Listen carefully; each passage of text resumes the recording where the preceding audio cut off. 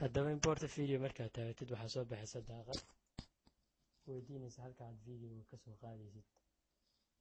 daaqadda waxaa ka xulan kartaa desktop-ka, sidoo kale waxaa ka xulan kartaa my documents iyo meeshii adiga markaas uu video ka jiro. hadda videogan matalo soo qaadanayna waa djumla oo ka mid ah folder desktop-ka inoo yaala. waxaa ku dhex jira hal fayl oo tijaabo ah. haddaba aan furno djumla annagoo taabanayna import. waxaad xulanaysaa faylka aad rabto inaad wax ka beddeshid ama edit garaysid adoo markaas taabanaya import, oo micnaheedu tahay soo xawil oo soo dhex dhig movie maker-ka. waxaa socda soo xawilistii faylka ee movie maker-ka lasoo dhex dhigi lahaa. waad sugaysaa intay ka dhammaato.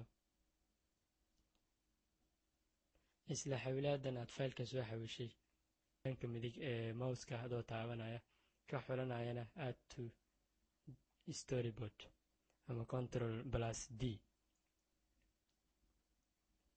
waxaa qaybtan hoose kaaga muuqda videogii aad soo dalbatay ee djumla oo yimid dashboard storyboard-ka ama timeline-ka.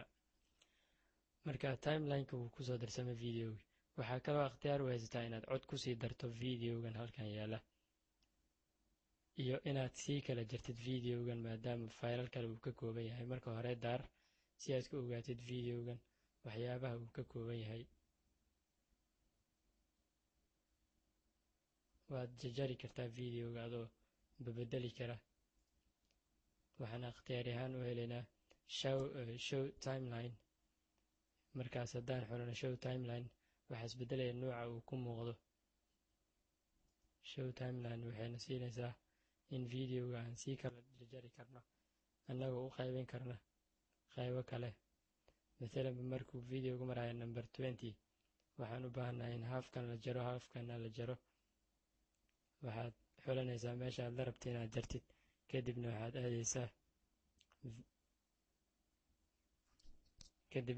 raadinaysaa clip waa halkan. markaad clip heshid waxaad kasii aadaysaa split ama Ctrl+L. waa la kala qaybiyey videogii iyadoo loo qaybiyey 2 qayb. waxaan halkan ku helnaa in videoga aan ku dari karno cod annagoo xulanayna microfonka yare halkan yaala.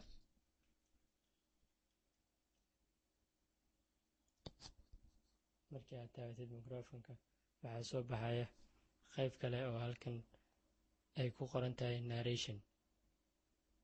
haddaba narration waxay ku siinaysaa ikhtiyaari in videoga aad haysatid aad cod ku korduubtid adoo dheeraysanaya microphone levelka. markaad start tiraadid waxaa duubmaya codkii videoga isagoo ku korduubmaya codkaas. markaad u baahdid inaad joojisid codka iyo videoga waa isla soconayaan adoo halkan ka eegayo inay isla socdaan in kale halkan ayaad ka ogaan kartaa. waad joojinaysaa markii aad dhamaysid. waxaana soo baxaya daaqad ku weydiinaysa halkan lagu save garaynayo narrationkii aad hadda duubtay ama codkii aad duubtay ee videoga lagu dari lahaa.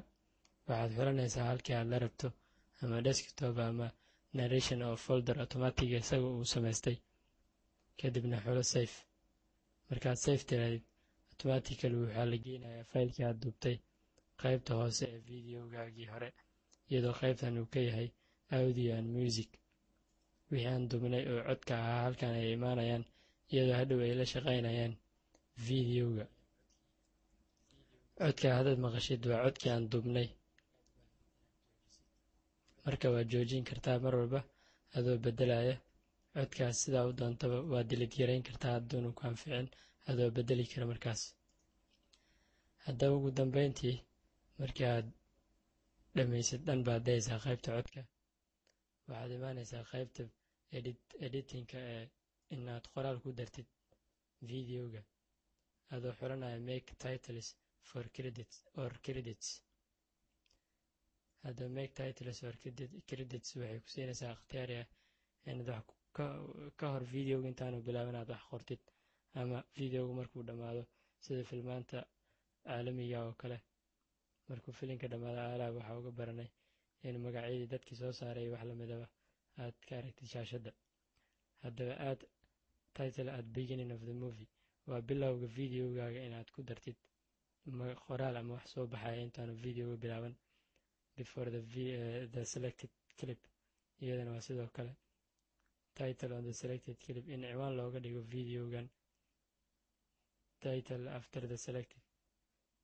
marka kan dhexe ayaa wuxuu noqon karaa inaad subtitle u isticmaashid qoraalada dhexe. haddaba markaad dhamaysid iyadana editingkaas waad dhan baad taabanaysaa.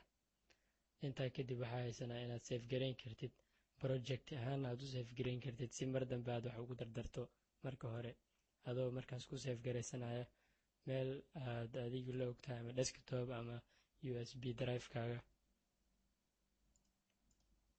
kadib waxaad haysataa markaad filinkan duubistiisa dhamaysid safe movie file markaan taabano wuxuuna weydiinayaa halkii lagu safe garayn lahaa. in my computer lagu safe gareeyo, in si toosa CD loogu duubo, in email loo diro iyo in website lagu daabaco ama in kamerada si toosa loogu xafido intaba. haddaba markaad xulatid qaybtaad doonaysa mathalan computerka, next ayaa xigta adoo xulanaya magaca videogan iyo folderka la geyn lahaa adoo halkan ka xulanaya oo dhahaya browse ku raadi meesha la rabta inaad geysid mathalan desktopka oo kale adoo markaas sii taabanaya. waxaa xigta next oo videoga markaas waa la qaadaya iyadoo lagu weydiinaya marka hore nuuca videoga saa u rabtid inuu yahay quality fiican, iyadoo halkan lagugu dhiirigelinaya inaad kan Windows ku xushtay inaad ku dhaafto adoo bedeli kara show choice ama show more choice iyo viewer choice inaad dalbatid midkaa doontid. kadibna next iyadoo halkan ay ku dhammaanayso duubista videogii ama wixii aad duubaysay mathalan kilibyaal fara badan inaad isu keensatid iyo sawiro adoo ka sameynaya video codna ku daraaya iyo wixii aad adigu markaas xiiseynaysid saaxiibadaana ula tagaaya ama ku daabacaya blog ama Facebook ama ula laabanaysid Dubai Jumla maadaama producti aad soo bandhigi lahayd aad diyaarsatay sida dirac iyo alaabo kale iyo barfuun adoo video ka duubay kadibna aad cod ku dartay qiimihiina sheegtay Dubai Jumla inaad u wadidna halkaasaad ku carabaaftay kadibna Dubai Jumla waad ku daabici kartaa iyadoo aad xur u tahay, iyadoo taasi ay ku fududeynayso in iibsigaaga xitaa ay wax weyn ka qaadato maadaama aad video soo duubtay. qofkii xitaa sawir aan ku qalcinayn maadaama aad video usoo duubtay aad bay uga sii fiican tahayba. haddaba maanta waxaan halkan ku fahmnay isticmaalka movie maker iyadoo ay soo saarista barnaamijkan ay nagala qayb qaadatay shirkadda Jumla oo aad inoogu fududeysay inoona saamaxday inaan soo saarno barnaamijkan aadna inoogu dhiirigelisay iyagoo aad ugu mahadsan. iyo anigoo ah Cumar Maxamuud Cumar Tijar oo soo saaray barnaamijkan. wabilaahi towfiiq. waxaan rajeynayaa in aad uga faa'iidaysan doontaan inagoo idinku dhiirigelinaya inaad ku soo ceshataan intii dhegaysanaysa iyo intii daawanaysaba. si aad u fahantid videoga fadlan playback ama dib ugu soo cesho videoga oo faham qaabkaan wax u sharaxnay, ama haddii aadan ka daawanaynin isla hadda website-keena aad ama xafido website-keena oo ah www.omartijar.com.